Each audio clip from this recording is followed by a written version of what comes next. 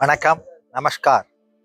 மயிலாடுதுறை மாவட்டம் Kuthalam nearby இல்லியநல்லூர் village Sri Kaleeswara சுவாமி சிவகாம் சுந்தரி temple archaka.